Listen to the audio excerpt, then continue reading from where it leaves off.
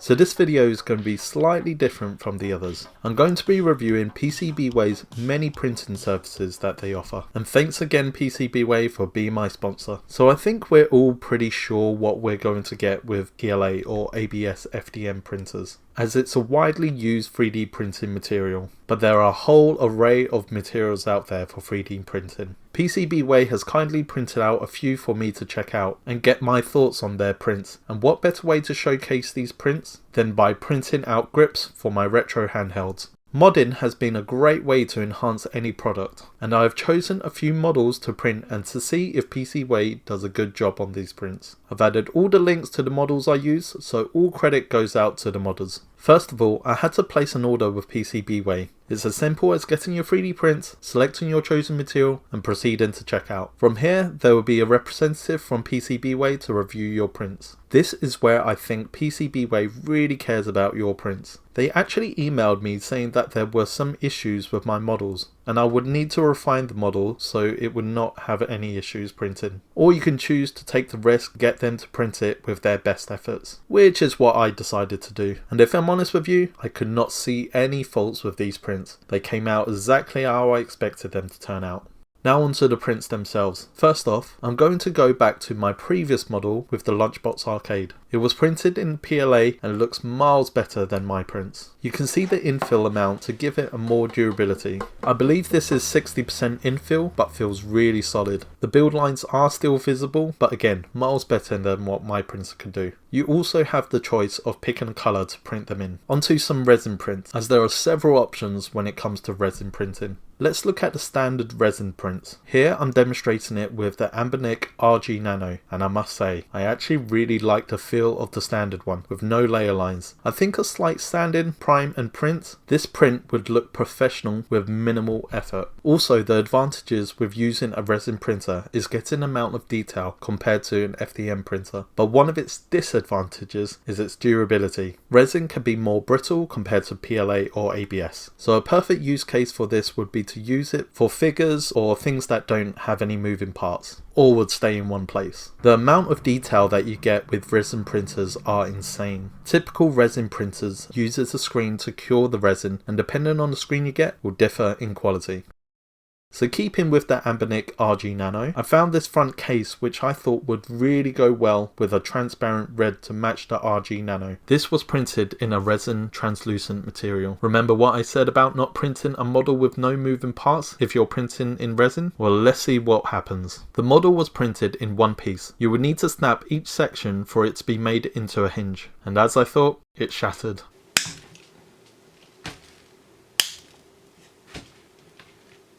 But doing a close-up, you can see the print quality for the hinge. But resin was definitely not the best for these kind of prints. Here it is in action with a bit of band-aid.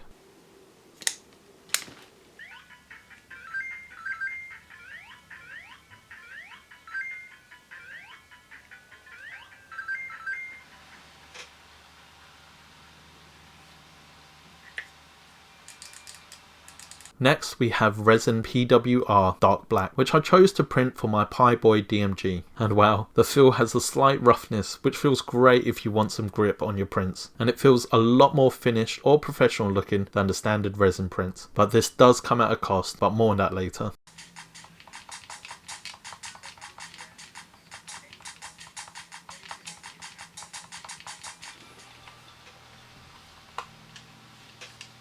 Lastly, for resin prints, we have the transparent, which I used for the Miyu Mini Plus, and absolutely wow. I'm not really sure how this was achieved. It looks like a cast that the resin was poured into. It's a solid piece of resin that is as smooth as it looks. The curvature is seamless and obviously it's transparent, which is absolutely uncanny. You can see the print for the holes of the USB port and headphone jack, and it absolutely feels great to hold. It may be a little slippery, but by far it's the most impressive one from the lot.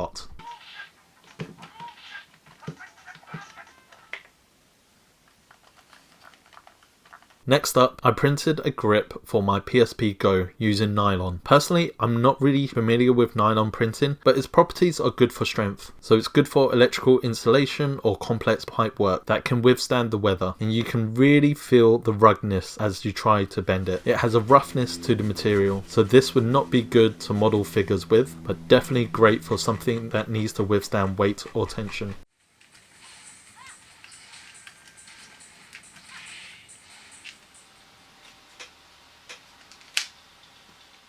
And lastly, TPU, which I've printed for my GPD Win 4. And this one was the one I was looking forward to, but was a little disappointed with. And that's not a fault of the model or the print. It's the fact that I tried to print something that it wasn't suitable for. So TPU is a flexible material, which you would find in phone cases or flexible tubes. I could get this to work with maybe using some adhesive, but it's going to cause some issues down the line, and kinda defeats the purpose of using a case. Also, you can see some parts not staying in place due to how much material is used to hold things in place. So if you're looking into TPU, maybe think about how thin parts of the model will be, as it will bend as the material is very flexible. Durability wise, it can withstand all my bends and drops, but for practicality with the correct model, this is a very good option.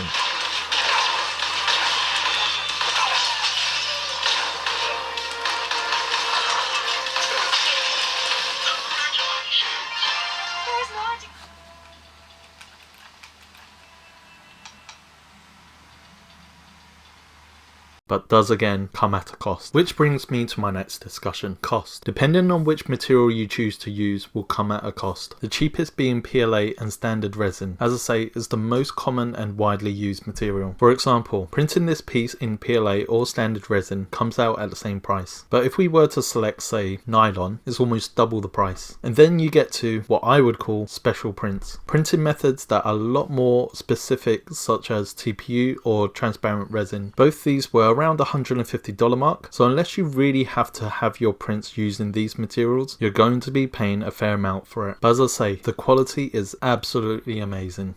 So how do I conclude this video? I guess the main thing is using the right material for the right job, and have a budget in mind so you can see what material you could use based on how much you can spend. I hope this video has helped you decide on what types of materials you could use, and thanks again for PCBWay for all their help. Thanks again for watching, and I'll catch you on the next one. Cheers!